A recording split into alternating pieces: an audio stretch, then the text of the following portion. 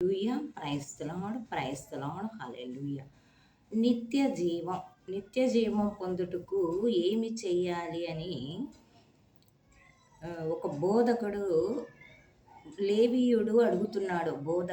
లేవి అడుగుతున్నాడు, బోధకుడా, నిత్య జీవం పొందుటకు నేను ఏమి చేయవలెను అని యేసును ప్రశ్నించిన. అందుకు యేసు, ధర్మశాస్త్రమున ఏమి రాయబడి ఉన్నది, అది నీకెట్లు అర్థమగుచున్నది అని తిరుగు ప్రశ్న వేసింది.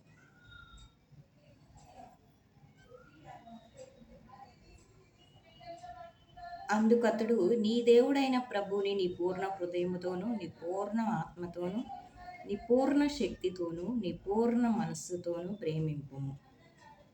నిన్ను నీవు ప్రేమించుకున్నట్లే నీ పొరుగువానిని ప్రేమింపుము. అటులనే చేయుము, నీవు జీవింతువు అని యేసు వానితో చెప్పెను. నిత్య జీవం పొందడానికి ఏం చేయాలని లేవీయుడు అడిగినప్పుడు యేసుక్రీస్తు ఏమని చెప్తున్నారంటే, నీ దేవుడైన ప్రభువును మాత్రము నీవు పూర్ణ హృదయంతోనూ, పూర్ణ ఆత్మతోనూ, పూర్ణ శక్తితోనూ, పూర్ణ మనస్సుతోనూ ప్రేమించు.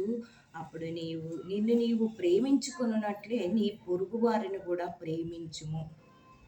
ఇప్పుడు నీ పొరుగువానికి ఆర్థిక ఇబ్బందులు ఉన్నాయి, అవి తొలగించమని నువ్వు ప్రార్థించినప్పుడు దేవుడు నీకు తీరుస్తాడు. ఇతరులకు సహాయం చేయమని మనం ఎప్పుడు కూడా మన వలే తోటి వారికి కూడా, ప్రభువా ఇగో ఆ వ్యక్తికి కూడా ఇల్లు కావాలంట, ఆ వ్యక్తికి కూడా మరి ప్రతి ఒక్క అవసరము తీర్చుము ప్రభువా అని మనం అడిగినట్లయితే, అప్పుడు నా వలే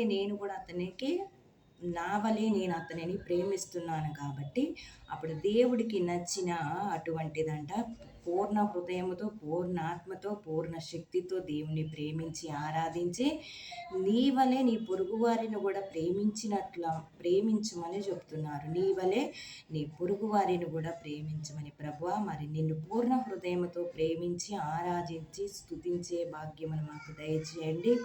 మరి మా ఇరుగు పొరుగు వారిని కూడా మా వలే, మా సహోదరుల వలే కాదు, మా వలే చూసుకొని మేము ఎలాంటి స్థితిలో ఉన్నామో వారిని కూడా అలాగే దీవించమని, ఆశీర్వదించమని ప్రభువా ప్రార్థిస్తూ వారి అవసరతలను తీర్చమని అడగాలి. ప్రియ సహోదరుడా, వారి అవసరతలను, వ్యాధి బాధల్లో ఉన్న వారిని స్వస్థపరచండి అని మనము అడిగినప్పుడు దేవుడు మనల్ని కూడా వారి వలె ప్రేమించి మనల్ని కూడా అవసరతలు తీరుస్తాడు అని, మనల్ని ప్రేమించుకున్నట్లే, మన దేహాన్ని ప్రేమించినట్లే ఇతరులను కూడా ప్రేమించమని క్రీస్తు ప్రభు ఈనాడు సెలవిస్తున్నాడు. ఆమేన్.